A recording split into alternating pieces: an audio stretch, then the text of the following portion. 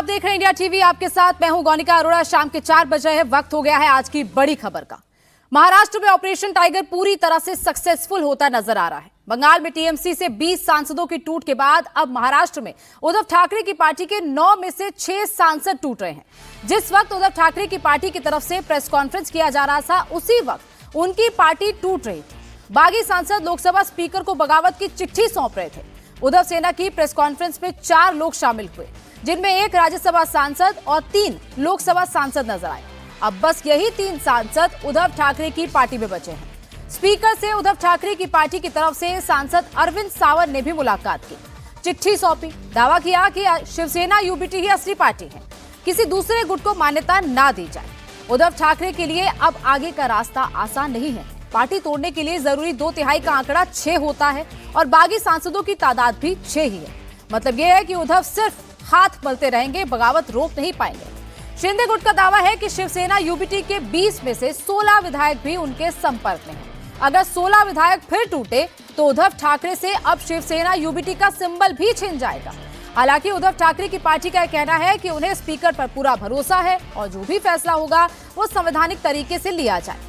लेकिन ये बातें सिर्फ दिल बहलाने के लिए हैं। बंगाल हो या महाराष्ट्र, ममता हो या उद्धव ठाकरे, दोनों जगहों पर बगावत के पीछे की वजह बड़ी और बिल्कुल साफ है। एनडीए का टारगेट मिशन 360 है, यानी कि लोकसभा में 2/3 का नंबर जुटाना है ताकि आगे के एजेंडों पर काम तेजी से हो सके। लेकिन सवाल यह है कि क्या महाराष्ट्र में बंगाल वाला प्रयोग उद्धव ठाकरे रोक पाएंगे? उद्धव ठाकरे के लिए आसान नहीं होगा।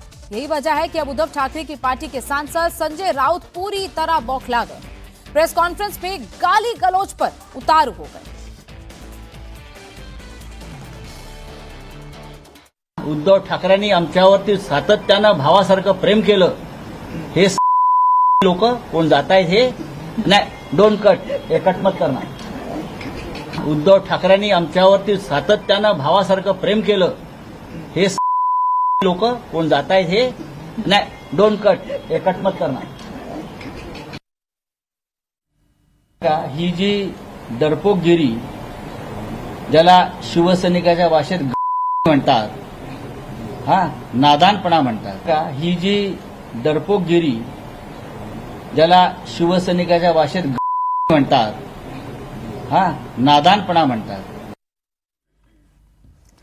उद्धव गुट वाले शिवसेना के पास कुल 9 सांसद हैं और इनमें से 6 बागी हो चुके हैं, उद्धव ठाकरे का साथ छोड़ चुके हैं।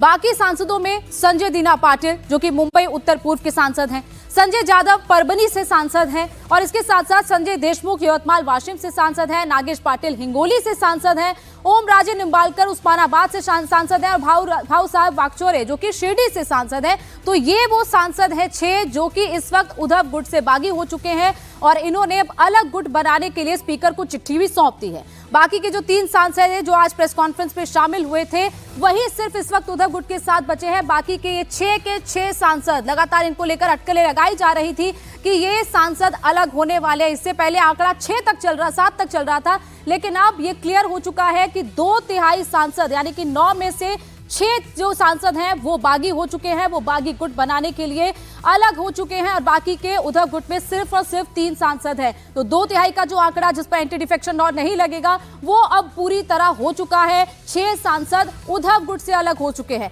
कई वजह इसको लेकर सामने आ रही हैं। महाराष्ट्र में जिस तरीके से बंगाल वाला प्रयोग हुआ है, जिसके बाद शिवसेना यूबीटी की टूट निश्चित हो गई। दल बदल कानून के तहत संसद में शिवसेना के अलग गुट के लिए 2/3 सांसद चाहिए।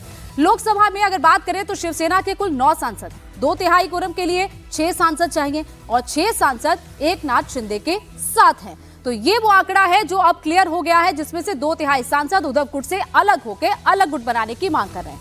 पार्टी में बगावत से भड़के संजय राउत ने भी बड़ा आरोप लगाया। राउत ने दावा किया कि सांसदों को खरीदने के लिए 50-50 करोड़ रुपए ऑफर हुए हैं। एक सांसद का मिनिमम सपोर्ट प्राइस 50 करोड़ है, 15 करोड़ तो सिर्फ एडवांस दिए गए। कहा 2 दिन पहले कि हम लोग पार्टी के साथ ही है, हम उद्धव जी आपके साथ है, हम आपको छोड़कर कहाँ जाएंगे। और उसमें से 1-2 सांसद है, उसने 4 बार साईं बाबा की शपथ ली, एक ने माता भवानी की शपथ ली, एक ने माँ और बेटी की शपथ ली। एक ने बार बार अपने माँ की शपथ ली और उसके बावजूद अगर कोई साईं बाबा, माता भवानी, माँ की शपथ लेकर भी कोई शिवसेना जैसे अपने माँ से बेईमानी करना चाहते, शिवसेना माँ है हम सब, बेईमानी करना चाहते तो हम उनको छोड़ेंगे नहीं, जो चाहे वो कर लीजिए। हाँ, दूसरी बात है कि ये सब लोग शिवसेना पार्टी के मशाल चिन्ह के ऊपर चुनकर आए हैं। हाँ, उद्धव बाला साहब ठाकरे ये पार्टी है, मोदी जी के चेहरे पर नहीं या शिंदे जी के चेहरे पर नहीं चुनकर आए हैं। ये उद्धव बाला साहब ठाकरे जी और बाला साहब ठाकरे जी के चेहरे पर लोगों ने उनको वोट दिया है।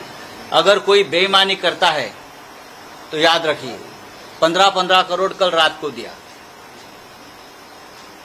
पैसा पहुंच गया, ऐसा मुझे इन्फॉर्मेशन है। और बाद में चार्टर फ्लैट में बैठे, पहले पैसा हाथ में दे दो, वो पैसा लिया है लोगों ने, और बाद में चार्टर फ्लाइट दिया, नांदेड़ से, पुणे से, 3 जगह से चार्टर फ्लाइट छोड़ा। संजय राउत ने बागी सांसदों को चेतावनी दी है, कहा है कि हम इस बार उन्हें नहीं छोड़ेंगे। महाराष्ट्र की जनता एक बार चुप रही, लेकिन अब खामोश नहीं रहेगी। जनता को धोखेबाजी का जवाब देना होगा। हाँ, ये लोग जो है बेईमान लोग है, ये बेईमान है और बेईमानी उनके खून में है। सभी ने उस वक्त कहा 2 दिन पहले कि हम लोग पार्टी के साथ ही है, हम उद्धव जी आपके साथ है, हाँ, हम आपको छोड़कर कहाँ जाएंगे। और उसमें से 1-2 सांसद है, उसने 4 बार साईं बाबा की शपथ ली, एक ने माता भवानी की शपथ ली, एक ने माँ और बेटी की शपथ ली, हाँ, एक ने बार बार अपने माँ की शपथ ली।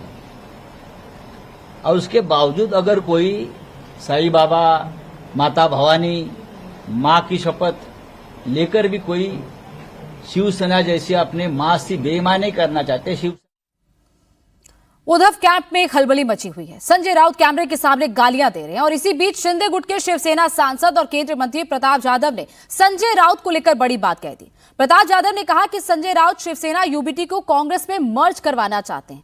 राउत ने खुद क्षेत्रीय दलों को राष्ट्रीय पार्टी में विलय करने की बात की थी। उद्धव कैंप के सांसदों ने अब अगर पाला बदल लिया है तो इसकी असली वजह राउत को ही पता होगी। ये देखो, ये मैंने नहीं कहा, ये खुद संजय राउत ने ही कहा है कि रीजनल पार्टियों ने नेशनल पार्टी में मर्ज होना चाहिए। इससे हमारे दिल में संदेह है कि संजय राउत शिवसेना को कांग्रेस में मर्ज करे, और मुझे लगता है वही सभी बातें खुले कर रहे। अभी हमें तो मालूम नहीं है कि उनके सांसद हमारे साथ आ रहे, लेकिन संजय राउत ही बता रहे कि हमारे सांसद उनके साथ में जा रहे। तो मुझे लगता है कि वही आपको अच्छी तरह से बता पाएंगे कि कितने सांसद है, क्यों जा रहे हैं, क्या वजह है, तो ये सब संजय राउत ही बताएंगे।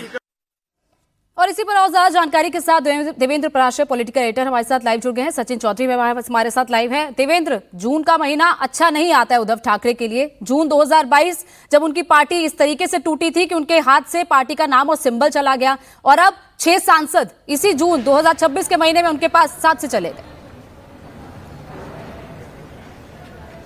बिल्कुल गुनगा, और इसका एहसास उन्हें खुद ही था जब उन्होंने इस बात को कहा कि आज मेरा समय नहीं है, जो जाना हो जाए, लेकिन कल को मेरा समय जरूर आएगा। तो इस तरह की स्वीकारोक्ति वो पहली स्वीकारोक्ति थी उद्धव ठाकरे के लेवल पे अगर बात करें तो, कि उन्हें यह एहसास हो गया था कि सांसद अब उनके अपने ग्रिप में नहीं है। कम से कम 6 सांसद उनसे अलग हो रहे हैं।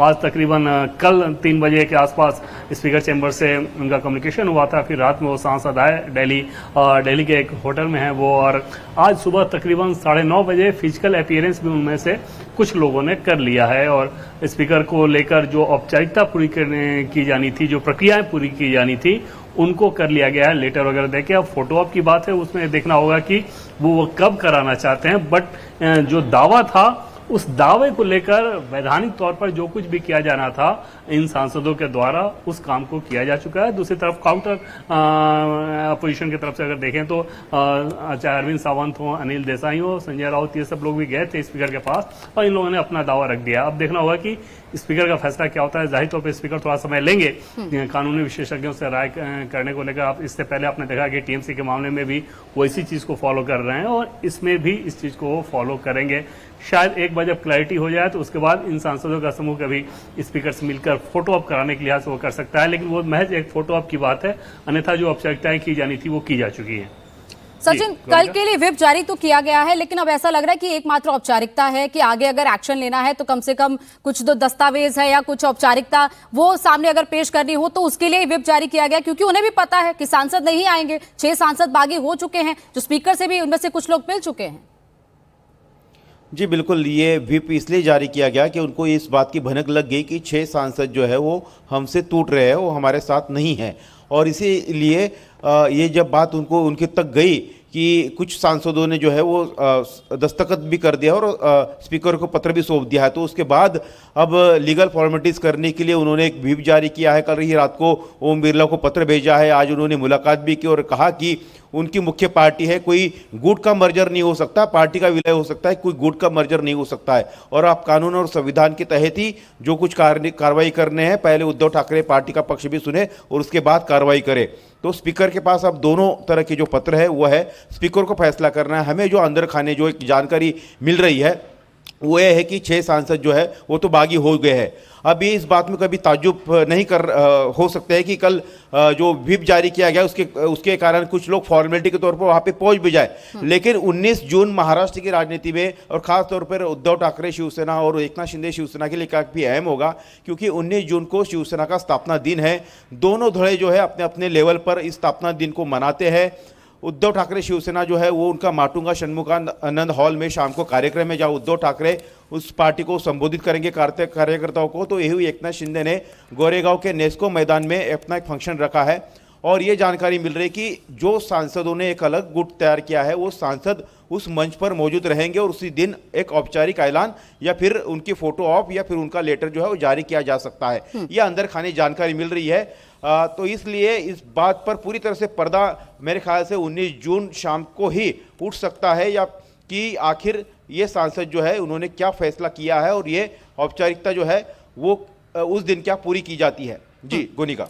देवेंद्र, लगातार बीजेपी पर भी आरोप लगा रहा है, ये कह रहा है उद्धव गुट की बीजेपी ने इस तरीके से सांसदों को तोड़ा, अपना मिशन 360 लगातार वो कर रहे हैं, चाहे वो बंगाल हो, अब महाराष्ट्र और उसके बाद जैसे जैसे यूपी का भी नंबर आ रहा है, यूपी को लेकर भी कई अटकलें लगाई जा रही हैं। तो ये मिशन 360 के तहत ताकि उनके पास 2/3 बहुमत लोकसभा में हो जाए।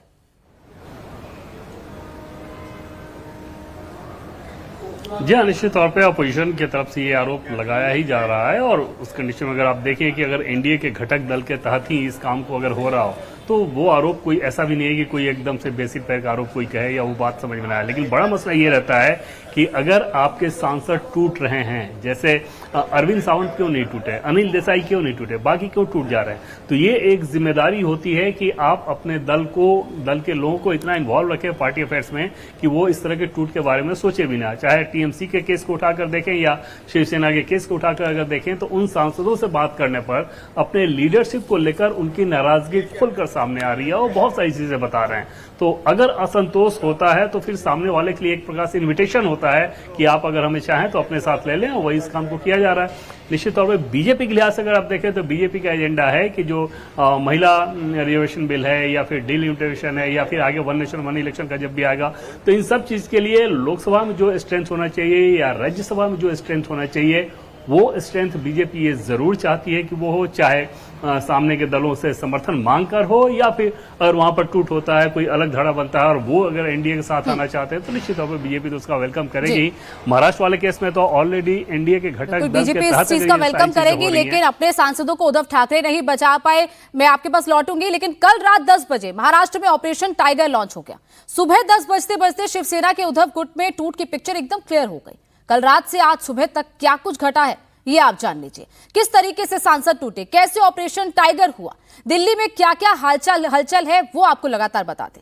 सबसे पहले सांसद दिल्ली पहुंचे जो उद्धव गुट के बागी सांसद हैं। उसके बाद श्रीकांत शिंदे के घर पर इन बागियों की बैठक हुई। वहीं आज लोकसभा स्पीकर से बागी सांसदों की मुलाकात होती है। लोकसभा स्पीकर को बागियों का अलग गुट बनाने को लेकर एक लेटर सौंपा जाता है और उसी बैठक से पहले अरविंद सावंत भी लोकसभा स्पीकर को एक चिट्ठी लिखते हैं। बागी सांसदों को अलग गुट की मान्यता ना देने की मांग उनकी तरफ से की जाती है। ऑपरेशन टाइगर आधी रात को एक्टिव हुआ। महाराष्ट्र के नांदेड़ और पुणे से चार्टर्ड फ्लाइट उड़ी। उद्धव गुट के सांसदों को लेकर दिल्ली पहुंच गए। रात को ही महाराष्ट्र से एक और चार्टर्ड फ्लाइट ने उड़ान भरी, लेकिन ये प्लेन दिल्ली की जगह जयपुर पहुंच गया। चार्टर्ड विमान रात 1:09 पर जयपुर अंतर्राष्ट्रीय एयरपोर्ट पर उतरा। दिलचस्प बात यह रही कि प्लेन सिर्फ 9 मिनट तक ही जयपुर में रुका और रात 1:18 पर फिर से दिल्ली के लिए रवाना हो गया। प्लेन में थे एकनाथ शिंदे या शिवसेना का कोई और नेता, ये अब तक क्लियर नहीं है, लेकिन रातों रात ही उद्धव के बागी सांसदों और एकनाथ शिंदे के बीच में मीटिंग हो गई और इसी मुलाकात में उद्धव की पार्टी में टूट की स्क्रिप्ट भी फाइनल हो गई। सूत्रों के मुताबिक एमपी ओम राजे निंबालकर रात 1 बजे प्राइवेट प्लेन से पुणे से दिल्ली के लिए निकले। एमपीज के लिए दिल्ली ले जाने के लिए श्रीकांत शिंदे के नाम पर 2 प्राइवेट प्लेन पुणे एयरपोर्ट पर रखे गए थे। पहले दोपहर 3 बजे, फिर शाम 5 बजे। प्लेन फिर रात बदलकर इस वक्त को बदला गया, रात 9 बजे दिल्ली के लिए निकलने वाला था। सूत्रों के मुताबिक पूर्व मंत्री तानाजी सावंत और जय राजे निंबालकर भी ओम राजे निंबालकर के साथ निकले। आखिर में एमपी रात 1 बजे दिल्ली के लिए निकले। मुंबई उत्तर पूर्व से शिवसेना यूबीटी के सांसद संजय दीना पाटिल के घर और दफ्तर की सुरक्षा भी बढ़ा दी गई है।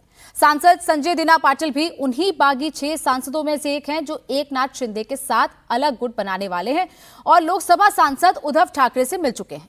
ऐसे में संजय दीना पाटिल के घर की सुरक्षा बढ़ा दी गई है। उद्धव ठाकरे ने पार्टी बचाने के लिए ओम बिरला को चिट्ठी भी लिखी है और उस चिट्ठी में कई मांगे की गई हैं। उस चिट्ठी में यह मांगे की गई है कि किसी भी बागी गुट को अलग पहचान या दर्जा ना दिया जाए, सुविधाएं या विशेषाधिकार ना दिया जाए। बागी गुट की किसी भी मांग पर फैसला लेने से पहले शिवसेना यूबीटी गुट को सुना जाए, उनकी मांगों को सुना जाए और अलग गुट बनाने की मान्यता ना दी जाए। शिवसेना यूबीटी को अधिकृत ना किया जाए, किसी भी बागी गुट को अलग पहचान ना दी जाए। और ऑपरेशन टाइगर के बाद महाराष्ट्र में शिंदे गुट और उद्धव गुट की ताकत क्या रह जाती है, उसकी पिक्चर भी आपको क्लियर कर देते हैं। शिंदे गुट के पास 57 विधायक हैं और 7 सांसद हैं। उद्धव गुट के पास 20 विधायक हैं और 9 सांसद हैं। लेकिन उद्धव गुट के 16 विधायक और 6 सांसदों के बागी होने का दावा किया गया है और ये 6 सांसद जो सामने आ ही रहे हैं और इसके साथ साथ 16 अगर विधायक भी हो जाते हैं तो जाहिर तौर पर उद्धव ठाकरे के पास आखिर क्या बचेगा।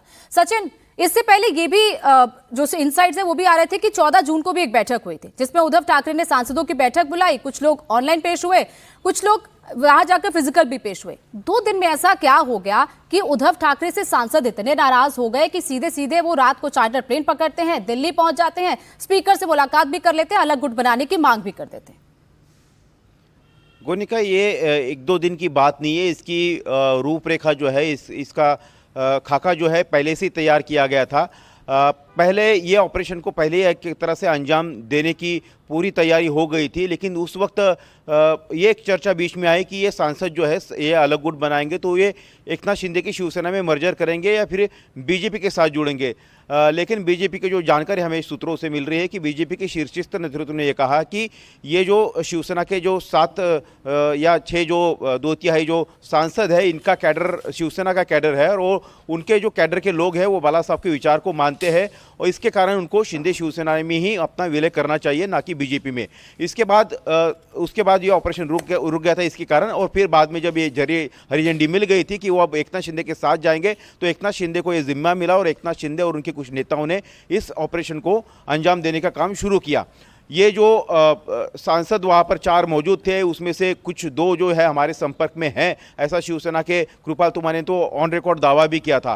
तो ये पहले से वहाँ पर मौजूद थे। संजय दीना पाटिल की हम बात करें तो उनकी घर की सुरक्षा बढ़ाना ये निश्चित तौर पर जाहिर करता है कि वो उनकी घर की सुरक्षा बढ़ाने की नौबत इसीलिए आई है क्योंकि जिस तरह से संजय राउत ने कहा कि जनता अब नहीं छोड़ेगी, हम जो है बर्दाश्त नहीं करेंगे, उसके बाद थ्रेट को देखते हुए उनकी घर की सुरक्षा बढ़ा गई। अगर वो उद्धव ठाकरे के साथ ही रहे तो सुरक्षा कि उनके घर की क्यों बढ़ती। तो ये संकेत है। संजय राउत ये कह रहे हैं कि कुछ लोग ये फर्जी दस्तखत लिए गए हैं, तो ये पहले से ही तय हो गया था। ये लोग वहाँ पर गए थे, 4 जो है फिजिकली उपस्थित रहे, उसमें से कुछ वाकई उद्धव ठाकरे के साथ, जैसे अनिल देसाई हो गए, अरविंद सावंत हो गए, राजाभाऊ वाजे जो है वो उनको भी मनाने की कोशिश हो रही थी, लेकिन वो आज भी जो है उद्धव ठाकरे के साथ डटे रहे। लेकिन बाकी 6 जो है उनको लेकर कोई सामने नहीं आया है, ना कोई वहाँ पर गए, ना किसी ने इस बात का कोई खुलकर खंडन किया है कि नहीं हम जो है ये बातें पूरी तरह से गलत है, हम जो है उद्धव ठाकरे के साथ है। वो अभी भी नॉट रीचेबल है, कोई फ़ोन जो है उनका नहीं लगने रहा है, कहाँ पर बैठक करें गुप्त तरीके से, ये लगातार बातें जो है चल रही है। इसके कारण इस बात को पूरी तरह से बल मिल रहा है कि ये इन्होंने जो है अपना पाला बदल लिया है, उन्होंने एक पत्र भेज दिया है और उसको लेकर आगे वाले एक दो दिनों में स्थिति पूरी तरह से साफ हो पाएगी। जी गोनिका। देवेंद्र, अब उद्धव ठाकरे के पास आगे क्या विकल्प बचता है, क्योंकि अगर सांसद 6 चले गए हैं, सिर्फ 3 सांसद आपके पास बचे हैं, 16 विधायकों के बागी होने की भी खबर सामने आ रही है। अगर वो भी चले जाते हैं तो उनके पास तो कुछ बचेगा नहीं। एक तरीके से कहें, क्या यूबीटी, पहले तो शिवसेना उनके पास ही थी, लेकिन अब जब एकनाथ शिंदे के पास शिवसेना का सिंबल और नाम चला गया, उसके बाद यूबीटी ग्रुप बचता है, फिर वो यूबीटी ग्रुप भी नहीं बचेगा। निश्चित तौर पर बहुत टफ फेज आप कह सकती हैं उनके लिए। और इस मामले को अगर आप देखें तो चाहे जितने भी कानूनी पचड़े में इसको फंसाने की कोशिश की जाए, कानून का हवाला देते हुए या वैधानिक प्रक्रिया का हवाला देते हुए, लेकिन अगर उन सांसदों ने मन बना लिया है तो ये पार्टी के लिए अपने आप में वो खतरनाक चीज़ है और पार्टी टूट चुकी है सीधे सीधे वहाँ पर। कल जो व्हिप के तौर पे जो बैठक बुलाई गई है उसका कोई मतलब नहीं। अगर ये सांसद ना भी जाएं तो व्हिप द्वारा अगर बैठक बुलाई जाती है उसमें अगर सांसद नहीं जाते हैं तो ये भी अपने आप में अनुशासनहीनता का मामला नहीं बनता है। कई बार जब किसी सांसद के खिलाफ कार्रवाई करनी होती है तो और ऐसी घटनाएं कई बार हो जाए तो उसके बाद वो दिखा सकते हैं कि अनुशासनहीनता के तौर पर कि ये पार्टी विरोधी गतिविधि थी। लेकिन वो तब होता है जब आपको सांसद के खिलाफ कार्रवाई करनी है, यानी कि उसका निलंबन करना है या सस्पेंशन करना है या एक्सपल्सन करना है। तो यहां पर तो वो सारी चीजें होनी नहीं है। वहां पर ऑलरेडी अगर ये दिख रहा है कि उन सांसदों ने मन बना लिया है, आपके बुलाने पर फिजिकल अपीयरेंस उन्होंने किया नहीं, बाद में इन्होंने कहा कि वीडियो कॉन्फ्रेंसिंग से जुड़े हुए थे, उसके बाद वो सब महाराष्ट्र में से दिल्ली आ जा रहे हैं, तो ये सारी चीजें बताने के लिए काफी है कि वो टूट हो चुकी है। और जब सांसद इतनी बड़ी संख्या में टूटते हैं तो जाहिर तौर पे आगे आने वाले दिनों में विधायकों पर भी उसका असर स्वाभाविक है, वो बस समय की एक बात रह जाएगी। और उन विधायकों के लिहाज से ये हो जाता है कि अगर राज्य की सरकार आपके साथ सेम पेज पर रहे तो आप अपने क्षेत्र में इतने डेवलपमेंट के काम करा लोगे जिससे अगली बार जीत कराने का सपना देख सकते हो। तो ये सारी चीजें हैं जो कि इस पूरे घटनाक्रम को अंजाम दे रही हैं। हालांकि इसमें आप देखें तो संजय राउत जिस प्रकार की भाषा का इस्तेमाल कर रहे हैं, जो चीजें कह रहे हैं, उसमें ऐसे नेता भी तो है ना जो एनसीपी से शिवसेना में आए थे। तो अगर उन सब लोगों को इस रूप में पेंट करना, मतलब क्या शिवसेना ने भी उनको जब एनसीपी से उनको लेकर आना था तो इसी प्रकार का ऑफर दिया था। ये तमाम चीजें हैं जो कि नैरेटिव के हिसाब से चलती रहेंगी। बाकी उद्धव ठाकरे के लिहाज से बहुत ही डिफिकल्ट टफ समय है अभी, बिल्कुल टफ समय है। और संजय राउत जिस तरीके की भाषा का इस्तेमाल कर रहे हैं देवेंद्र, ऐसे में लगता है कि अब पूरी तरह दरवाजे उन्होंने उन 6 सांसदों के लिए बंद कर दिया और बाकी के जो विधायक हैं उनके लिए भी ऐसा लग रहा है कि अगर वो भी चले जाएंगे तो कहीं ना कहीं उनके लिए भी ऐसे शब्दों का इस्तेमाल फ्यूचर में हो सकता है कि संजय राउत की तरफ से किया जाए। दोनों बने रहे हमारे साथ। वहीं मुंबई में शिवसेना के उद्धव गुट के पक्ष में मातोश्री पर पोस्टर लगा हुआ है कि हम सदैव ठाकरे के साथ हैं।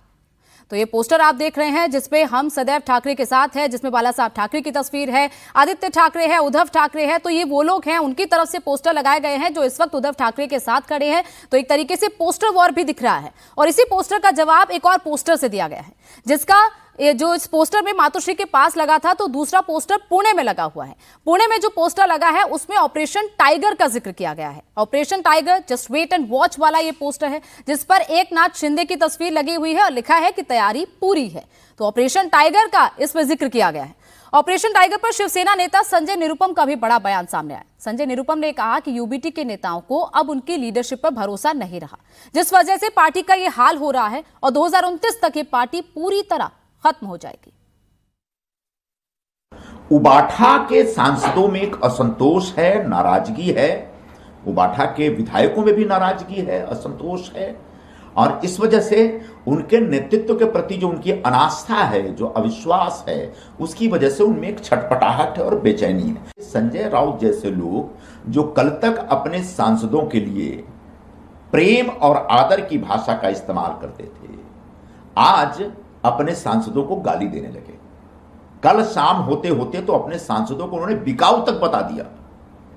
अब हिंदी में जो मशहूर लाइन है कि धूल आपके चेहरे पे है और आप आईना साफ कर रहे हैं, धूल चेहरे पे थी और पूरी जीता उम्र हम आईना साफ करते रहे। मतलब आपकी पूरी पार्टी के नेतृत्व खत्म हो चुका है। आप इस चीज को नहीं पहचान रहे हैं और इसको पहचानने के बजाय आप अपने ही कैडर को दोष दे रहे हैं, उनको गाली दे रहे हैं। शिंदे शिवसेना के मंत्री उदय सामंत ने संजय राउत को जवाब देते हुए कहा कि जो यूबीटी छोड़ता है उस पर ये लोग पैसे का आरोप लगाते हैं।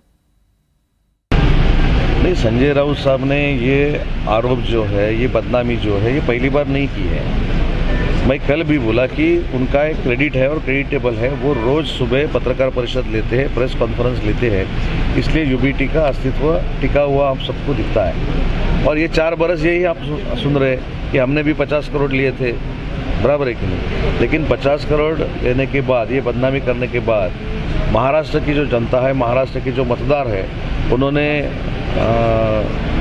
एमएलसी के चुनाव में, एमएलए के चुनाव में, महानगर पालिका का चुनाव हुआ उसमें नगर पालिका, जिला परिषद, पंचायत समिति, जो स्थानिक स्वराज्य संस्था हमने लड़ी थी, उसमें भी बहुत बड़ा सक्सेस मतदार लोगों ने हमको दिया है। तो ये जो बात है वो सिर्फ पार्टी की और साहब की बदनामी करने का प्रयास है। बगावत हो सकती है, नहीं हो सकती है, ये आगे की बात है, लेकिन किसी के साथ संपर्क नहीं रखना, डायलॉग नहीं करना, पार्टी के लोगों को नहीं मिलना, पार्टी के जो एमएलए लोग हैं उनको नहीं मिलना, एमपी लोग हैं इनको नहीं मिलना, इसी की वजह से जो भूतकाल में उठाव हुआ था, माननीय एकनाथ शिंदे साहब ने किया था, उसका कारण ये था।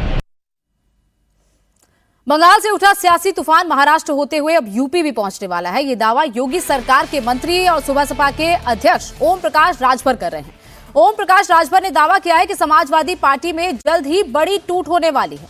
राजभर ने सोशल मीडिया प्लेटफॉर्म एक्स पर लिखा कि समाजवादी पार्टी में बड़ी टूट होगी। रामगोपाल यादव ने केंद्रीय गृह मंत्री अमित शाह जी को चिट्ठी सौंपी है। खनन घोटाला और गोमती रिवर फ्रंट घोटाला का मास्टरमाइंड कौन है, पूरा उत्तर प्रदेश जानता है। शिकंजा कस रहा है तो सपा परेशान है। उन्होंने आगे ये भी लिखा कि महाराष्ट्र, बंगाल छोड़िए, पूरी सपा बीजेपी में शामिल होने को तैयार बैठी है। राजभर के इस बयान से उत्तर प्रदेश की राजनीति में हलचल मच गई है। 2027 के विधानसभा चुनाव से पहले अगर सपा में विभाजन होता है तो विपक्षी महागठबंधन को भारी नुकसान हो सकता है। अभी आपने देखा कि लोकसभा के अंदर माननीय रामगोपाल जी ने गृह मंत्री माननीय अमित शाह जी को एक पत्र दिया, गोपनीय, और पत्र दे करके उन्होंने ये नहीं खोल के बताया कि इस पत्र में मैं क्या दे रहा हूं। 2 लोग पत्र लिए, दोनों हाथ में दबाए और ये मुस्कुराते हुए चल दिए। और वहीं खनन, सीबीआई जो खनन का में जांच कर रही थी, सीबीआई अखिलेश यादव जी का नाम है, सीबीआई ने एफआईआर में अखिलेश जी का नाम।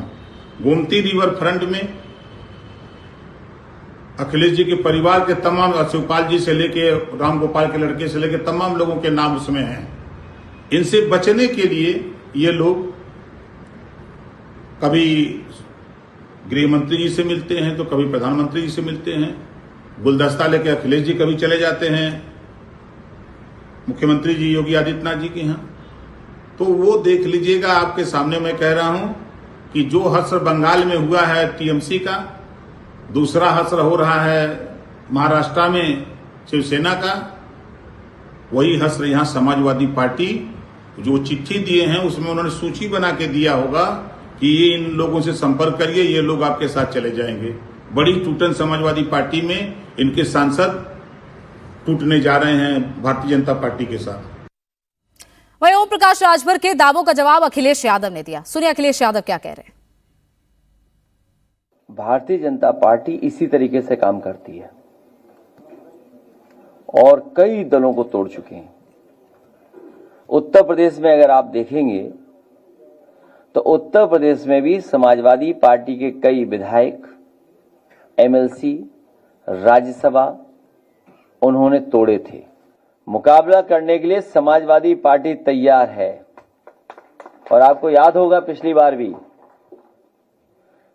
प्रेस में ही मैंने कहा था कि अब भारतीय जनता पार्टी को मैं नहीं तोड़ूंगा, उनके विधायकों को नहीं लेंगे। भारतीय जनता पार्टी जो औरों की पार्टी तोड़ रही है, औरों के सांसद छीन रही है, यूपी में उन्हीं के विधायक तैयारी में हैं पाला बदलने के लिए। और कई ऐसे लोग हैं वो समय पे ही पत्ते खोलते हैं, उनका भरोसा ही नहीं, वो चल सन्यासी मंदिर में। और इसी पर देवेंद्र पराशर हमारे साथ लाइव जुड़े हैं। देवेंद्र, कितनी सच्चाई, कितना सीरियस ये दावा है? दिल्ली में क्या खबर चल रही है इस पर? देखिए, ओम प्रकाश राजभर ने जो एक कागज वाली बात कही वो तो एकदम से आप मान के चलिए कि वो बेसिर पैर वाली बात है कि उस कागज पर वो नाम लेके रामगोपाल यादव और गृह मंत्री अमित शाह को ऐसे देंगे। सांसद मंत्रियों को कई बार कई सारी चीजें रिक्वेस्ट के तौर पे जो आवेदन देना होता है, पार्लियामेंट हाउस जब चल रहा होता है तो वहां भी ये पहुंचाते रहते हैं, वो दिया जाता रहा है। अगर इस तरह का नाम कुछ देना होगा तो उसके लिए दूसरे लोग हैं और दूसरे तरीके हैं। उसमें ये नहीं होगा कि पब्लिकली कैमरे के सामने जहाँ रिकॉर्डिंग हो रही है उसमें रामगोपाल जी कोई चिट्ठी दे, अमित शाह जी उसको ले, निश्चित तौर पर वो चीज नहीं है। लेकिन दूसरी तरफ अगर आप देखें तो समाजवादी पार्टी के कई सांसद जरूर ऐसे हैं जो कि ये चाहेंगे कि अगर उनको बीजेपी के तरफ से कुछ ऐसा दिखे तो पाला बदल में उनको कोई बहुत दिक्कत नहीं होगी। बहुत सारे नेता, कुछ नेता तो ऐसे भी हैं जो कि बीजेपी से ही वहां पे गए हुए हैं। जब बीजेपी से टिकट नहीं मिला तो आगे वो फिर से उनको ज्यादा सिक्योर्ड पॉलिटिकल स्पेस उनको बीजेपी में नजर आएगा। तो वो सारी चीजें तो रहेंगी और खासतौर पर तब जब नंबर्स का जुगाड़ करना हो तो उसके लिए फ्लोर मैनेजमेंट के तौर पर बहुत सारी चीजें की जा सकती हैं। बीजेपी जरूर ये कोशिश करेगी कि किसी तरीके से या तो समाजवादी पार्टी उस स्टैंड को समझे, उनके सांसद उस स्टैंड को समझे। मतलब अगर पार्टी के तौर पर अखिलेश यादव समझ जाए, जैसे आपने ध्यान दिया होगा कि पिछली बार भी जब ये बिल आया था तो वहां पर सपोर्ट मांगा गया था, हाउस के अंदर मांगा गया था, वो मांगा जाएगा। अगर वैसा नहीं रहा तो फिर उन सांसदों की समझाने की कोशिश जरूर होगी, क्योंकि नंबर्स तो बीजेपी जरूर अरेंज करना चाहेगी और वहां पर एक खतरा रहेगा। हाँ, चर्चाएं बहुत ज्यादा चल रही है यूपी में। आज जो ओम प्रकाश राजभर ने जो कहा है, इससे पहले भी आप देखें तो कुछ बीजेपी के बड़े नेता भी इस तरह के दावे करते हैं, लेकिन वो बहुत शुरुआती सिम्टम समझ में आता है, उसमें बहुत ज्यादा डेवलपमेंट हो गया हो अभी तक ऐसा नजर नहीं आता। लेकिन इस बात से सीधे सीधे इनकार भी नहीं किया जा सकता, खासतौर पर तब जब बंगाल का उदाहरण आपके सामने है, महाराष्ट्र का उदाहरण आपके सामने है। समाजवादी पार्टी में एक चीज जरूर है कि जैसे 4 सांसद तो उनके अपने परिवार के हैं तो सवाल ही नहीं पैदा होता उनके टूटने का।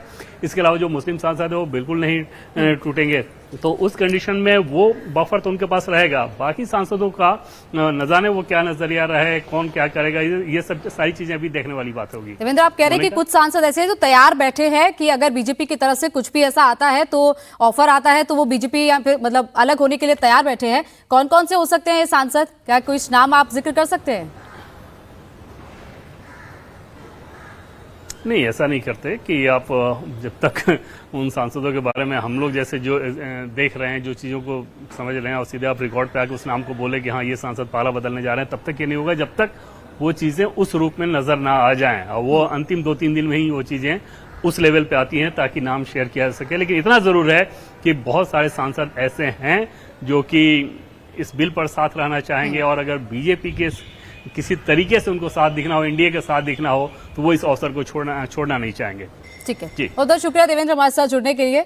तो हो सकता है कि जल्द ही समाजवादी पार्टी में ऐसी टूट है हो सकती है, जैसे ओम प्रकाश राजभर ये दावा कर रहे हैं, जैसे देवेंद्र भी कह रहे हैं कि कुछ सांसद ऐसे हैं जो तैयार बैठे हैं अगर बीजेपी की तरफ से इस तरीके का ऑफर आता है।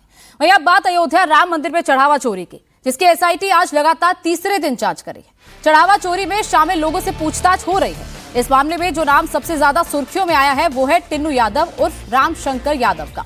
राम मंदिर ट्रस्ट के महासचिव चंपत राय के करीबी बताया जा रहा है कि टिन्नू यादव कुछ साल पहले तक ऑटो चलाता, लेकिन राम मंदिर बनने के बाद उसकी किस्मत जिस तरीके से बदली और जिस तरह वो आलीशान मकानों और महंगी गाड़ियों का मालिक बन गया, आखिर रातों रात वो धन कुबेर कैसे बन गया, इसको लेकर सवाल उठ रहे हैं। अब इस मामले में टिन्नू यादव ने अपनी चुप्पी तोड़ी है। टिन्नू ने वीडियो जारी कर सफाई दी है कि अपने ऊपर लगे भ्रष्टाचार के आरोप उन्होंने खारिज किए और ये कहा कि उसने अपनी मेहनत से ये कमाई अर्जित की है। मेरे पास इतना पैसा कहां से आया इसके बारे में बता रहा हूं। मैं संगठन का कार्य करते समय साइड से अपना ऑटो का कार्य भी करता था। ऑटो से 2 पैसा हमको प्राप्त होते थे। संगठन में जो हम कार्य करते थे उसको हमको मानधन मिलता था। ऑटो से जो हमको इनकम होती थी वो सब पैसा मैं इकट्ठा करके 2008 में हमने ये जमीन खरीदा। 2015-16 में हमने उस भवन का निर्माण कराया। 2019 में निर्णय आने के पहले हमारा मकान बन के तैयार हो गया था। हमारा आमदनी का जरिया था। आज हमारे ऊपर जो आरोप लग रहे हैं 50 करोड़ की संपत्ति, वो सब निराधार है। जो हमारे ऊपर आरोप लगा रहे हैं लोग 50 करोड़ की संपत्ति है, वो तो भगवान जान रहे हैं सारा। इन लोगों को सफाई देने का क्या मतलब है हमारा, कि भगवान इनका निर्णय करेंगे सर। राम मंदिर चंदा चोरी मामले में किस किस का क्या क्या रोल है, चढ़ावा चोरी में कितने किरदार शामिल थे और किसकी क्या जिम्मेदारी थी, एसआईटी ये सब पता लगा रही है। 10 या 20 नहीं बल्कि 40 से ज्यादा कर्मचारी एसआईटी के रडार पर है और ट्रस्ट से जुड़े पदाधिकारियों और सेवादारों से लगातार पूछताछ की जा रही है। राम मंदिर ट्रस्ट के महासचिव चंपत राय और मंदिर व्यवस्थापक गोपाल राय से एसआईटी सवाल जवाब कर चुकी है। अब ट्रस्टी अनिल मिश्रा से भी पूछताछ की तैयारी है। मामले में अब तक 3 शिकायतें अयोध्या के राम जन्मभूमि थाने में दर्ज करवाई गई हैं। करणी सेना और कांग्रेस ने चढ़ावा चोरी के मामले में जांच की तहरीर दी है, जबकि तीसरी शिकायत धर्मसेना के संस्थापक संतोष दुबे की तरफ से की गई है। वहीं राम मंदिर में चंदा चोरी को लेकर अखिलेश यादव ने भी बीजेपी पर निशाना साधा। अखिलेश यादव ने कहा कि बीजेपी के लिए धर्म का मतलब है धन। उन्होंने सीसीटीवी का मतलब चंदा चोरी बताया। धर्म का मतलब धन है, और सुना है जैसे इलेक्शन में जब बेईमानी की थी इन्होंने कुंदरकी की, या अन्य चुनावों में जहां बेईमानी हुई थी वहां सीसीटीवी फुटेज नहीं मिले थे, और सीसीटीवी फुटेज नदारद हैं, गायब हैं, खो गए हैं। और सीसीटीवी से, क्योंकि सीसीटीवी से सीसी का राज खुल जाएगा। सीसीटीवी के फुटेज इसलिए नदारद हैं कि सीसीटीवी से सीसी का राज खुल जाएगा। सीसी का मतलब तो जानते ही होंगे आप, चढ़ावा चोरी, चंदा चोरी। सीसीटीवी से फुटेज गायब हैं, नदारद हैं। और इसी पर पवन आरा अयोध्या से हमारे साथ लाइव जुड़ गए हैं। पवन, इस वक्त क्या अपडेट है एसआईटी जांच को लेकर? बिल्कुल, एसआईटी की जांच चल रही है। आज जो मुख्य आरोपी है जिसका आपने जिक्र किया, बयान सुनवाया, उससे भी पूछताछ की गई है। कुल मिलाकर 40 ऐसे कर्मचारी हैं जिनमें से 12 बैंक कर्मचारी हैं, 12 जो सेवक के तौर पर नोट गिनती का काम करते थे वो हैं, बाकी एक प्राइवेट एजेंसी से हायर किए गए लोग हैं जिनके पास जिम्मेदारी थी इस पूरे पैसे को गिनने की। एसआईटी अब न सिर्फ इन सब से पूछताछ कर रही है, बल्कि जो जो किरदार हैं उनके डिजिटल ट्रांजैक्शन फुटप्रिंट को भी खंगाला जा रहा है। सबसे दिलचस्प बात यह है कि मल्टीटास्किंग पर्सनल के तौर पर जो सेवादार यहां नियुक्त किए गए थे वो तय नहीं है। कहने के लिए जरूरी नहीं कि सब वहां गिनती पे हों, लेकिन बहुत से लोग ऐसे हैं जो उस गिनती में शामिल किए जाते थे और वो सेवादार का एक डेजिग्नेशन रखते हैं।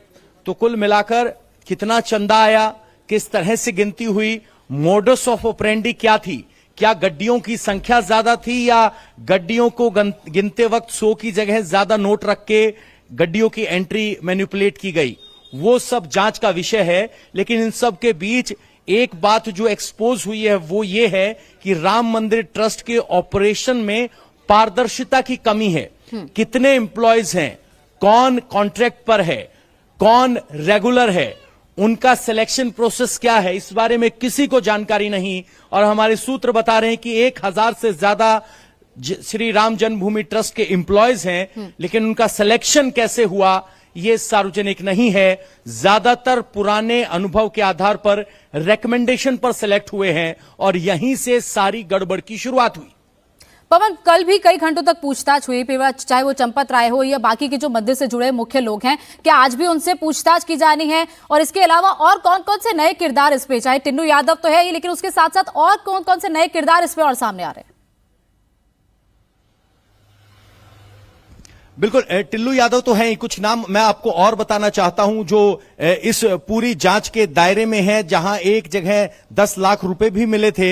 एक शख्स हैं केडी तिवारी, इनके ऊपर जिम्मेदारी थी ज्वेलरी को हैंडल करने की, यानी अगर दान पात्र में कोई ज्वेलरी मिलती है, बताया जा रहा है कि दान पात्र से कैश का तो हिसाब है, लेकिन ज्वेलरी अगर किसी ने कोई आभूषण डाल दिया तो उसका हिसाब नहीं है। इसके अलावा एक किरदार है राजेश पाठक, वो भी गिनती वाली जो 40 कर्मचारियों की सूची है उसमें शामिल है। अनुकल्प मिश्रा हैं, वो भी इसमें शामिल हैं। लवकुश हैं, जिनके घर से 10 लाख रुपए बरामद हुए थे, उन्हें हिरासत में लिया गया है।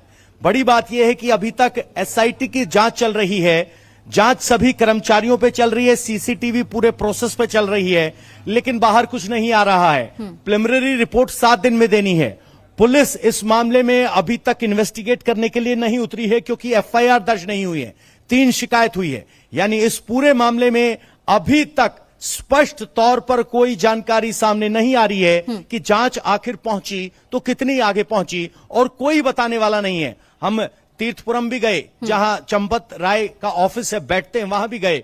मंदिर के अंदर एसआईटी की टीम है जहां मीडिया जा नहीं सकता। तो जांच क्या है, 7 दिन का इंतजार करना पड़ेगा। 4 दिन हो चुके हैं, 3 दिन बाद पहली कोई बिल्कुल 3 दिन बाद इनिशियल रिपोर्ट दी जानी है और उसके बाद 15 दिन के बाद एक फाइनल रिपोर्ट एसआईटी की तरफ से सबमिट की जानी है। और जिस तरीके से पवन बता रहे हैं कि 50 कर्मचारी इस वक्त रडार पर है, जो भी इस वक्त मंदिर के ट्रस्ट से जुड़ा हुआ है, जो भी इस वक्त मंदिर के जिस तरीके से मंदिर का कामकाज चलता था उसमें जुड़ा हुआ है, उससे पूछताछ हो रही है और ये तीसरा दिन है। पवन, अपनी बात पूरी कीजिए। बिल्कुल, और सबसे बड़ी बात एक जिस पर कोई भी अभी स्पष्टीकरण नहीं दे रहा है, कह रहा है, यहां पर एक कहा है कि राम फैसला करेंगे।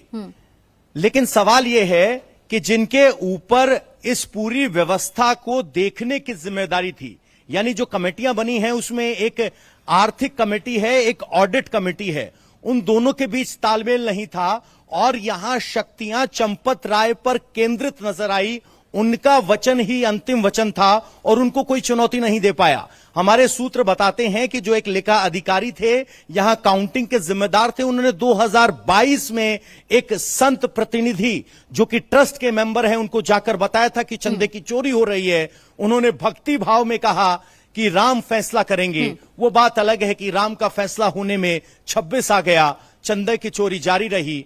अब देखना होगा कि एसआईटी फैसला करेगी, पुलिस जांच करेगी, या फिर एक बार फिर राम के भरोसे करना पड़ेगा, क्योंकि राम मंदिर के लिए इतने सालों का इंतजार किया है, तो राम मंदिर के चंदे चोरी के लिए कितनी देर राम के फैसले का इंतजार करना होगा, यह सबसे बड़ा सवाल है। बिल्कुल पवन, कई सवाल खड़े होते हैं। लैक कहीं ना कहीं तो था, अगर जानकारी दी गई तो फिर पुलिस में कंप्लेंट क्यों नहीं की गई, क्यों किसी तरीके का कदम नहीं उठाया गया, और मामला इतना बढ़ता गया कि अब 2026 हो गया और इस तरीके का बड़ा घोटाला सामने आया। बहुत बहुत शुक्रिया पवन हमारे साथ जुड़ने के लिए।